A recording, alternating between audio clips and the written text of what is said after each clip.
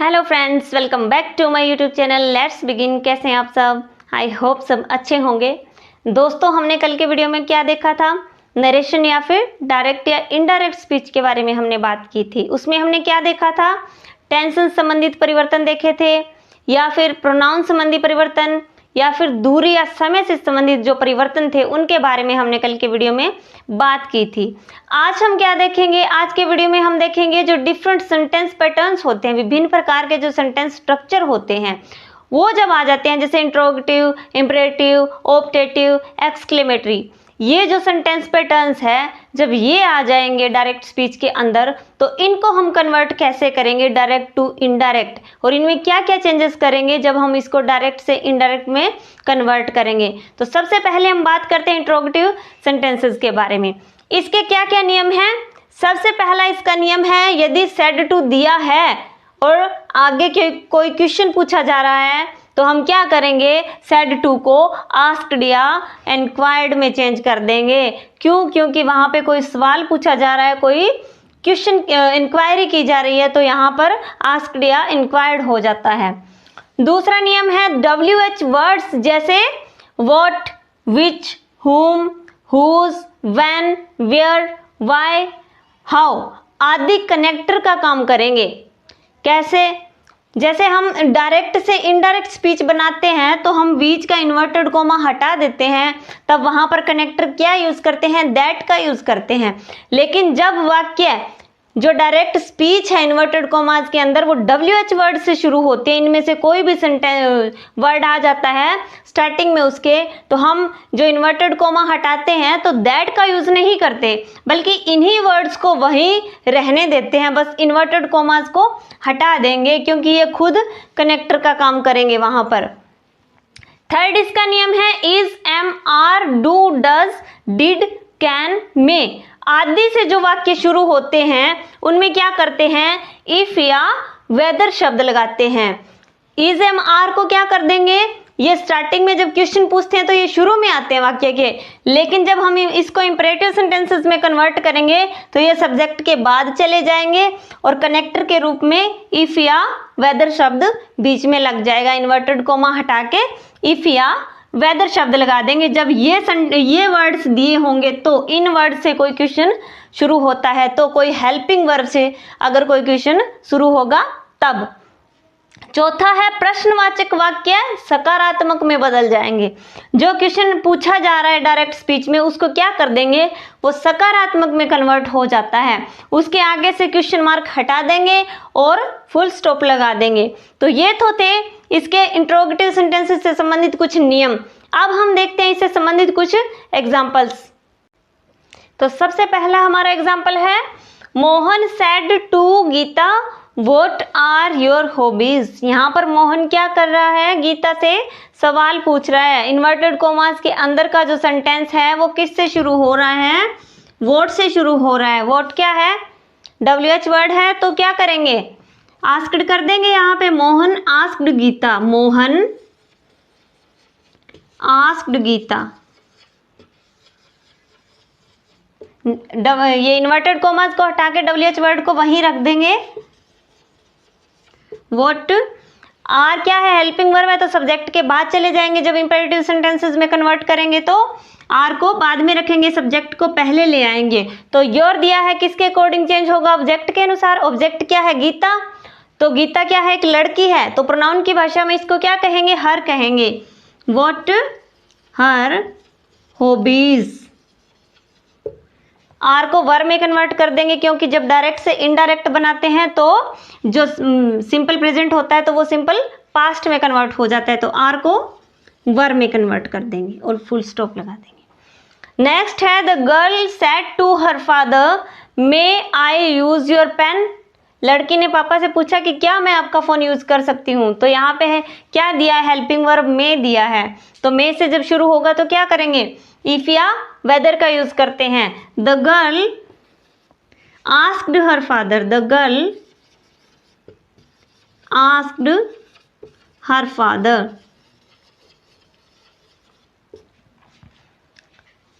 यहां से ये हटा देंगे इन्वर्टेड कोमास और इफ लगा देंगे। इफ मे को बाद में ले जाएंगे, हेल्पिंग वर्ब बाद में चली जाएगी।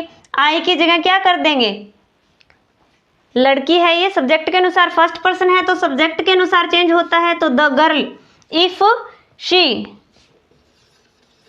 मे को माइट में कन्वर्ट करें, if she might use his, your है तो हिज में कन्वर्ट हो जाएगा, योर है तो इसके अकॉर्डिंग चेंज होगा, ऑब्जेक्ट के अकॉर्डिंग, तो ये क्या है, फादर, आदमी है, लड़का है एक, पुरुष है तो इसके अकॉर्डिंग ये हिज बन जाएगा, योर को हिज में कन्वर्ट कर देंगे, his pain.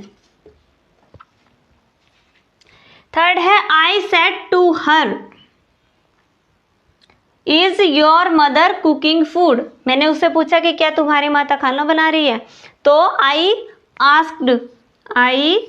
Asked her,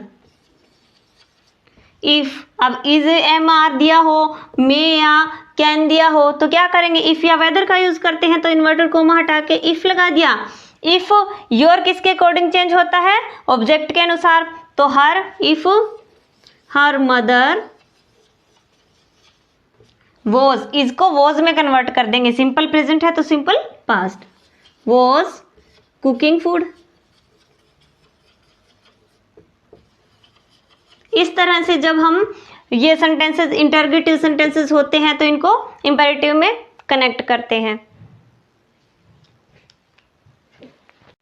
next हमारा सेंटेंस स्ट्रक्चर है इंपेरेटिव सेंटेंसेस। इनके अंतर्गत हम क्या क्या चेंजेस करते हैं या इनको चेंज करते समय क्या क्या नियमों का ध्यान रखना पड़ता है, क्या क्या रूल्स लागू होते हैं।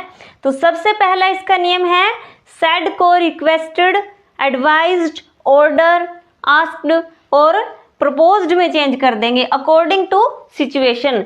अगर उस वाक्य के अंदर भाव रिक्वेस्ट का है, प्लीज या काइंडली से शुरू हो रहा है, कोई सलाह दी जा रही है, कोई एडवाइस दी जा रही हो तो एडवाइस से शुरू करेंगे। अगर आदेश की भावना है उस वाक्य में, कोई ऑर्डर दिया जा रहा है तो ऑर्डर्ड से शुरू करेंगे सेड टू को, और अगर कोई क्वेश्चन पूछा जा रहा है तो आस्क्ड से, कोई ऑफर किया जा रहा है तो प्रपोज्ड से शुरू करते हैं। सेड टू को प्रपोज्ड में चेंज करेंगे according to the situation.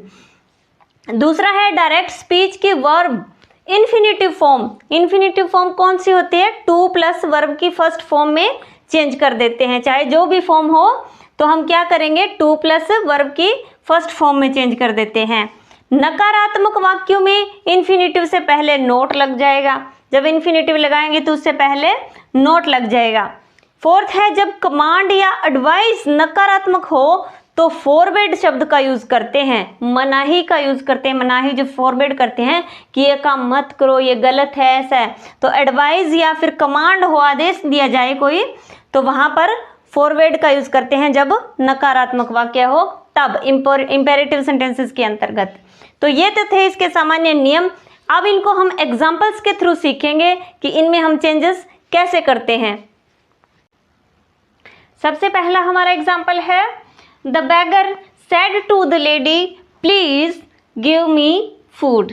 Bagger ने क्या किया, रिक्वेस्ट की, प्लीज से शुरू हो रहा है इन्वर्टेड कोमा के अंदर जो सेंटेंस है, तो हम क्या कर देंगे इसको इनडायरेक्ट स्पीच बनाते समय, द बैगर रिक्वेस्टेड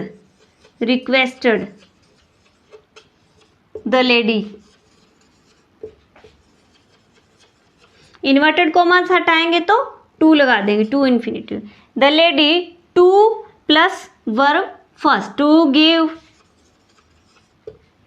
मी है तो सब्जेक्ट के अकॉर्डिंग चेंज हो जाएगा, give him food. The beggar requested the lady to give him food. Next है the teacher said to the boys work hard और यू विल फेल। तो यहाँ पर टीचर जो है वो बॉयज को क्या कर रहा है, सलाह दे रहा है, एडवाइस दे रहा है। तो हम सेड टू को किस में कन्वर्ट कर देंगे, एडवाइज्ड में। The teacher advised the boys, inverted coma हटा के टू लगा देंगे, टू वर्क हार्ड और यू को क्या कर देंगे, सेकंड पर्सन है तो बॉयज़ के अकॉर्डिंग चेंज होता है, according to the object change होता है। तो बॉयज़ क्या है, प्लूरल है, तो हम प्रोनाउन की दृष्टि से इसको क्या कहेंगे, दे लिख देंगे यहाँ पे। और दे विल को पास्ट फॉर्म क्या करेंगे, वुड में चेंज कर देते हैं, they would fail. Mamata said to her brother don't touch my books. अब यहाँ पर मना करने का सेंस आ रहा है। इस सेंटेंस के अंदर क्या है, ये नेगेटिव सेंटेंस है, नेगेटिव स्ट्रक्चर है इंपेरेटिव सेंटेंस का, तो नेगेटिव नकारात्मक वाक्य है। तो क्या करेंगे हम, ममता फोरबैड, या फिर हम इसको आस्क्ड भी कह सकते हैं, आस्क्ड हर ब्रदर। अब नेगेटिव है तो क्या करेंगे, टू इन्फिनेटिव से पहले क्या कर देंगे, इन्वर्टेड कॉमास हटाकर नोट लगा देंगे, नोट टू टच। अब माई है, फर्स्ट पर्सन प्रोनाउन है, तो क्या करेंगे, ममता के अकॉर्डिंग चेंज होगा तो हर बुक्स, माई को हर में चेंज कर देंगे, हर बुक्स।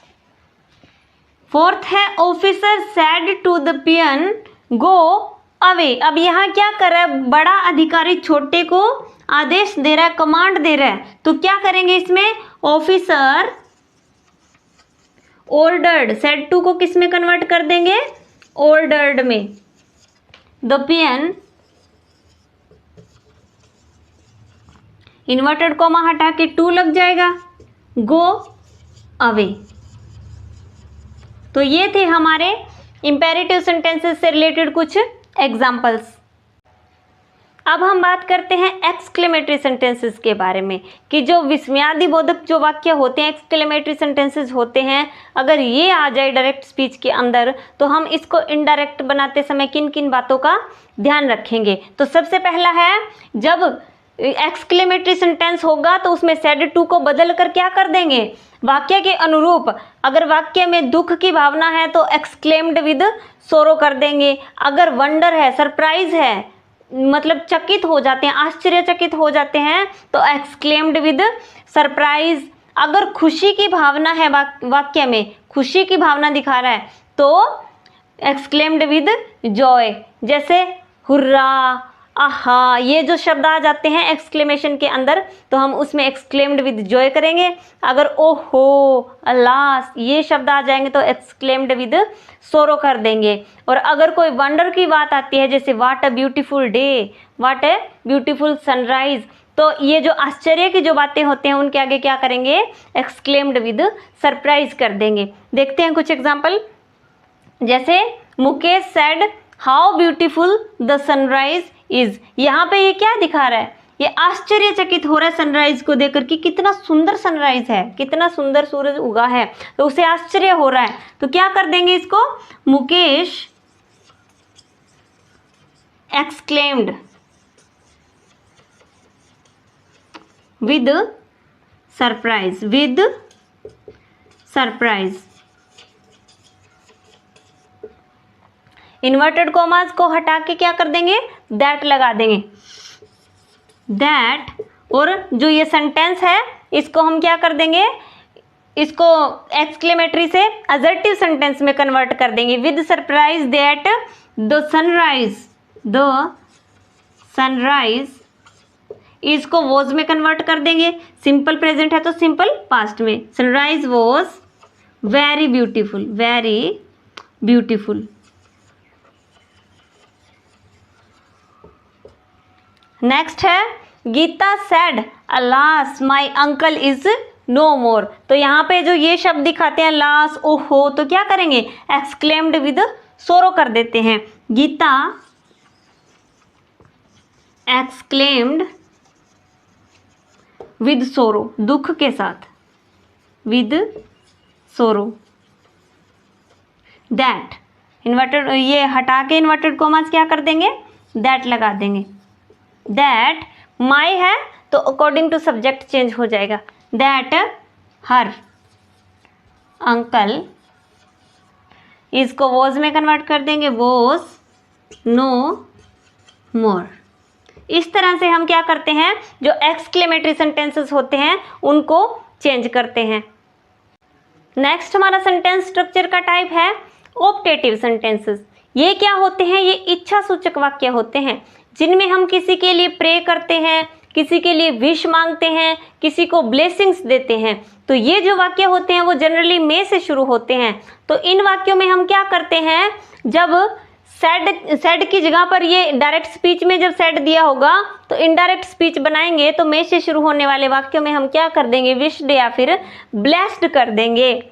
दूसरा है मे को हटा के, मे से वाक्य शुरू होता है तो इनडायरेक्ट स्पीच में उसे क्या कर देंगे, सब्जेक्ट के बाद रख देते हैं, और बाद में रखने के हम क्या करेंगे, इसको मे को माइट में चेंज कर देंगे, क्योंकि इनडायरेक्ट में ये पास्ट फॉर्म में चेंज होते हैं। जैसे Rita said may God help you, अभी ये यहाँ पे विश मांग रही है कि भगवान उसकी हेल्प करे, तो क्या कर देंगे, विश मांग रही है तो सेड को विश्ड में चेंज कर देंगे। Rita wished that, inverted commas को हटा के दैट, सब्जेक्ट पहले आ जाएगा, गॉड पहले आ जाएगा, मे को बाद में ले जाके हमने इसकी पास्ट फॉर्म में चेंज कर दिया, God might help you, exclamation हट जाएगा। दूसरा है I said to Hari may you be happy, तो हम क्या करेंगे, यहाँ पे ये ब्लेसिंग्स दे रहा है तो क्या कर देंगे, आई ब्लेस्ड हरी दैट, ये सब्जेक्ट है पहले आ जाएगा, यहाँ पे यू है तो हरी के अकॉर्डिंग चेंज होगा तो ही में चेंज हो जाएगा, ही मे को माइट में चेंज कर देंगे, माइट बी हैप्पी। इस तरह से हम क्या करेंगे, ऑप्टेटिव सेंटेंसेस के अंदर चेंजेस करते हैं। अब हम बात करते हैं लेट से शुरू होने वाले वाक्यों के बारे में कि इनमें हम कैसे चेंज करेंगे। जब डायरेक्ट स्पीच के अंदर जो इन्वर्टेड कॉमास के अंदर का भाग होता है वो लेट से शुरू हो तो हम कैसे चेंज करेंगे। पहली कंडीशन क्या है, जब लेट से किसी प्रस्ताव का बोध हो तो हम क्या करेंगे, प्रपोज्ड या सजेस्टेड लगा देंगे सेड टू की जगह पे, और लेट को हटा के शुड का यूज कर देंगे। जब कहीं पर भी प्रस्ताव हो, लेट से वाक्य शुरू हो और कोई प्रस्ताव दिया गया हो तो प्रपोज्ड या सजेस्टेड लगाएंगे और लेट को हटा के शुड लगा देंगे। जैसे Gopal said let us have a cup of T, तो यहाँ पे ऑफर कर रहा है, प्रस्ताव दे रहा है कोई, तो हम क्या कर देंगे, ही गोपाल proposed that, अब दोनों की बात हो रही है तो दे, दैट दे, लेट को हटा के शुड लगा देंगे, should have a cup of T. Next हमारा रूल है, लेट से किसी को खुश करने या आज्ञा का बोध होता हो तो हम ऑर्डर्ड या रिक्वेस्टेड में चेंज करेंगे सेड टू को। जब कहीं भी लेट से वाक्य शुरू हो और वहां पे कोई किसी को खुश करने की बात हो या किसी को आज्ञा देने की बात हो तो हम सेड टू को किस में चेंज कर देंगे, ऑर्डर्ड या रिक्वेस्टेड में चेंज करेंगे, और लेट से पहले टू लगा देंगे। इन्वर्टेड कॉमास को हटा के यहाँ पे दैट नहीं लगेगा बल्कि यहाँ इससे पहले टू लग जाएगा। जैसे आई, अब यहाँ पे क्या करा, I said to my friends let me work, तो यहाँ पे फ्रेंड्स की बात हो रही है तो यहाँ पे ये उनसे रिक्वेस्ट करेगा, I requested my friends to let me work, कि मुझे काम करने दो। तो यहाँ पे ये रिक्वेस्ट कर रहा है अपने फ्रेंड से, और यहाँ पे अगर ये खुश करने या आगे देने की बोध हो तो हम क्या करते हैं, यहाँ पे टू इन्फिनेटिव का यूज करते हैं लेट से पहले, और हम यहाँ सेड या सेड टू को रिक्वेस्टेड में चेंज करते हैं जब लेट से वाक्य शुरू होते हैं तब। थर्ड हमारा लेट से संबंधित नियम है, यदि रिपोर्टिंग वर्ब के अंदर शाउटेड दिया हो तो हम इसे नहीं बदलते, ये शाउटेड का शाउटेड ही रह जाएगा और लेट से पहले क्या कर देंगे, टू लगा देंगे। जैसे ही शाउटेड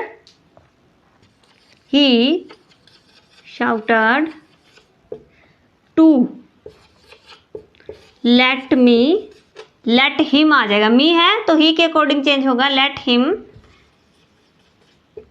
गो।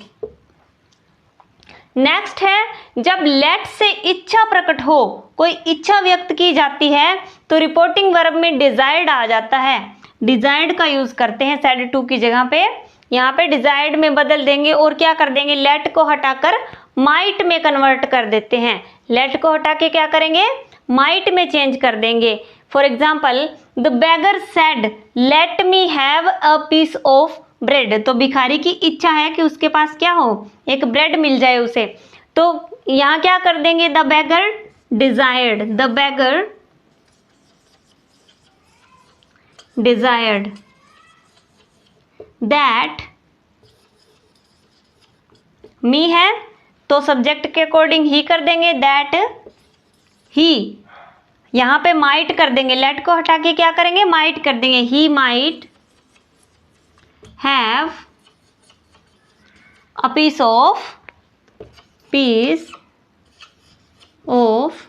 ब्रेड। तो ये थे हमारे लेट से शुरू होने वाली वाक्यों के परिवर्तन संबंधित कुछ नियम। तो यहाँ पर हमारे नरेशन जो होते हैं कंप्लीट होते हैं। I hope you will like this video. If you like then subscribe my channel, like and share. Thank you.